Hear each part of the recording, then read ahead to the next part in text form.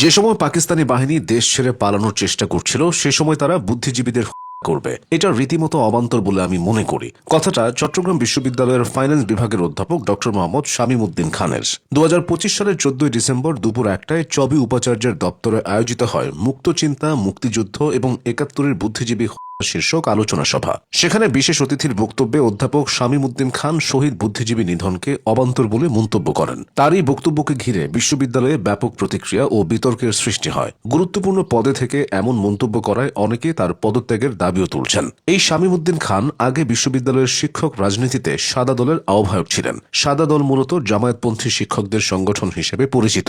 শুধু বিশ্ববিদ্যালয়ের অধ্যাপকরা নয়, ছাত্র শিবির ও জামায়াতের সঙ্গে জড়িত অনেকে 71 নিয়ে বিভ্রান্তিকর কথা বলছে। পাবনায় শহীদ বুদ্ধিজীবী দিবস উপলক্ষে আলোচনা সভার আয়োজন করে সরকারি এডওয়ার্ড কলেজ কর্তৃপক্ষ। সে অনুষ্ঠানে বক্তব্য দিতে গিয়ে কলেজ শাখা ছাত্র শিবিরের সেক্রেটারি মামুন আল হাসান বলেন, আলোচনার শুরুতেই শ্রদ্ধা ভরে স্মরণ করছি মহান স্বাধীনতার ঘোষক শহীদ প্রেসিডেন্ট জিয়াউর রহমানকে। একই সঙ্গে স্মরণ করছি মহান স্বাধীনতা এদেশের সূর্য সন্তান মাওলানা মতিউর রহমান নিজামী, গোলাম আজম সহ বাংলাদেশ জামায়াতে ইসলামীর দেশপ্রেমিক সকলকে। তার এ কথার সঙ্গে সঙ্গে প্রতিবাদ জানান অনুষ্ঠানে উপস্থিত ছাত্রদল নেতাকর্মীরা। তারা অনুষ্ঠান বয়কট করলে এক পর্যায়ে শুরু হয় হট্টগোল। এদিকে জামায়াত নেতা গোলাম পরোয়ার বলেছেন, বামপন্থী ও কলকাতা কেন্দ্রিক কিছু বুদ্ধিজীবী এবং ভারতপন্থীরা দীর্ঘদিন ধরে বুদ্ধিজীবী হত্যাকাণ্ডের জন্য জামায়াতে ইসলামীর নাম জড়িয়ে আসছেন। তবে ইতিহাসের নানা তথ্য ও সত্য সামনে আসায় প্রমাণ হয়েছে এই কাণ্ড ভারতীয় সেনা ও গোয়েন্দাদের সুপরিকল্পিত ষড়যন্ত্রের অংশ ছিল। 14 ডিসেম্বর বিকালে রাজধানীর ফার্মগেটের কৃষিবিদ ইনস্টিটিউট মিলনায়তনে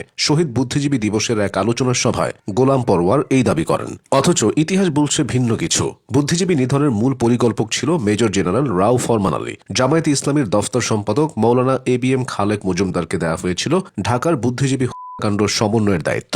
বুদ্ধিজীবী নিধনের একটি খসড়া পরিকল্পনা করেছিল জামায়াতের আব্বাস আলী খান ও গোলাম আজম। এই পরিকল্পনা যথাযথ অনুমোদনের জন্য পেশ করা হয়েছিল রাও ফরমান আলীর কাছে। গণমাধ্যম সূত্র বলছে সেটা করেছিল গোলাম আজম নিজেই। আর এ ঘটনায় সরাসরি সম্পৃক্ততার অভিযোগ রয়েছে তৎকালীন আলবদর কমান্ডার মতিউর রহমান নিজামীর বিপক্ষে। কিছুদিন আগে চাঁদপুর জেলা জামায়াতে ইসলামীর আমির বিল্লাল হোসেন মিয়াজি বলেছিলেন, আমাদের বাঁকা চোখে দেখবেন না, কারণ আমিও একজন সহযোগী মুক্তিযোদ্ধা ছিলাম। বিল্লাল হোসেন মিয়াজি বলেছিলেন, তখন আমি ক্লাস 4-এ পড়ি। 1971 সালে আমি সহ আমাদের এলাকার ছোট ছেলেরা মুক্তিযোদ্ধাদের জন্য চাল ডাল সংগ্রহ করে এনে দিতাম, তাদের খাবার পৌঁছে দিতাম। কিন্তু স্বাধীনতার 54 বছর পর আমাদের বাঁকা চোখে দেখা হচ্ছে। এদিকে জামায়াতে ইসলামীর সহকারী সেক্রেটারি জেনারেল হামিদুর রহমান আজাদ বলেছিলেন, বাংলাদেশের স্বাধীনতার আমাদের অর্জন বারবার বলেছে, বাংলাদেশকে মেনে নিয়েই কিন্তু সবাই রাজনীতি করছে, আমরাও তাই। গত 14 সেপ্টেম্বর বিকালে রাজধানীর ফরেন সার্ভিস একাডেমিতে জাতীয় ঐকমত্য কমিশনের সঙ্গে রাজনৈতিক দলগুলোর নেতাদের বৈঠক শেষে সাংবাদিকদের ব্রিফিংয়ে এসব কথা বলেন তিনি।